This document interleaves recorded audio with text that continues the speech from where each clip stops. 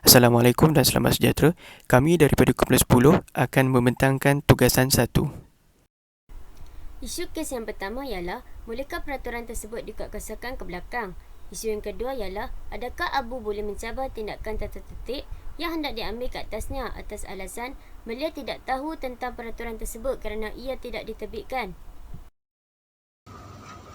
Assalamualaikum dan salam sejahtera. Saya Nur Eka binti Abdul Rahman, nombor metrik 272051. Saya akan membentangkan tentang isu yang pertama iaitu, bolehkah peraturan tersebut dikuatkuasakan ke belakang? Peruntukan undang-undang yang boleh digunakan bagi isu tersebut adalah Seksyen 20 Akta Tafsiran 1948. Seksyen ini memperuntukkan bahawa perundangan kecil boleh berkuatkuasa ke belakang pada mana-mana tarikh asalkan ianya tidak berlaku lebih awal daripada tarikh akta induk tersebut berkuat kuasa. Namun begitu, syarat bagi pengaplikasian Seksyen 20 Akta Tafsiran ini adalah tidak ada seorang pun boleh dikenakan hukuman atau tanggungan terhadap penalti yang berkaitan dengan kesalahan yang telah dilakukan sebelum tarikh perundangan kecil atau peraturan tersebut diwartakan dalam warta kerajaan. Dengan mengguna pakai undang-undang tersebut terhadap kes ini, peraturan tersebut boleh dikuatkuasakan ke belakang kerana Abu ingin mencabar tindakan tata tertib yang dikenakan ke atasnya. Dan ini menunjukkan bahawa tidak ada seorang pun yang telah dikenakan hukuman terhadap penalti yang berkaitan dengan perkara tersebut. Selain itu, peraturan tersebut juga boleh dikuatkuasakan ke belakang kerana tarikh peraturan itu tidak berlaku lebih awal daripada tarikh akta induk tersebut dikuatkuasakan.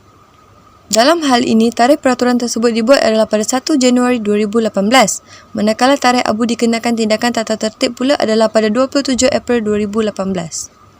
Oleh itu, peraturan ini boleh dikuatkuasakan ke belakang kerana ianya tidak lebih awal daripada tarikh kuatkuasa akta induk. Nama saya Afifah binti Umar Yusof, nombor metrik 270110. Isu kedua, adakah Abu boleh mencabar tindakan tata tertib yang hendak diambil ke atasnya atas alasan beliau tidak tahu tentang peraturan tersebut kerana ia tidak diterbitkan?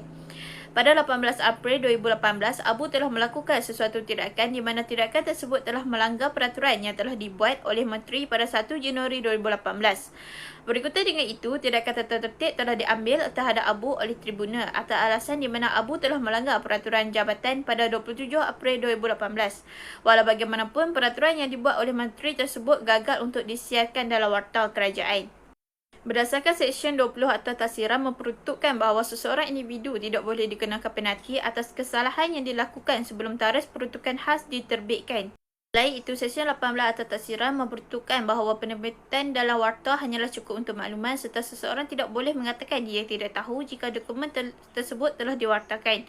Berdasarkan akta tersebut, sekiranya sesuatu peraturan itu telah diwartakan, seseorang individu yang dikenakan hukuman disebabkan pelanggaran atau sesuatu peraturan akan dikenakan tindakan.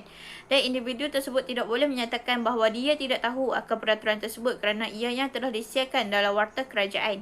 Namun, akta ini hanya boleh digunakan sekiranya peraturan tersebut telah diwartakan. Merujuk kepada akta tersebut, kenyataan Abu bahawa dia tidak tahu boleh digunakan untuk mencabar tindakan tata tertib ke atasnya kerana peraturan tersebut belum diwartakan lagi. Berkaitan dengan ini, Abu boleh mencabar tindakan tata tertib tersebut yang hendak diambil ke atasnya.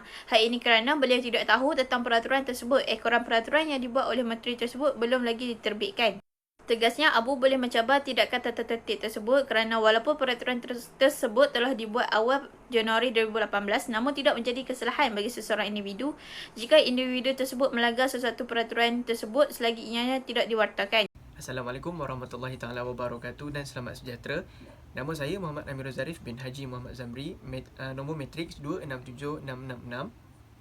Saya akan membentangkan tentang contoh kes mahkamah yang pertama iaitu nama kes Lim Cik Aik lawan Regina. Fakta kes, mahkamah membuat keputusan yang berbeza di bawah Ordinan Immigration 1952 iaitu satu kesalahan jika mana-mana orang terus tinggal di Singapura walaupun menteri telah keluarkan perintah larangan menetap.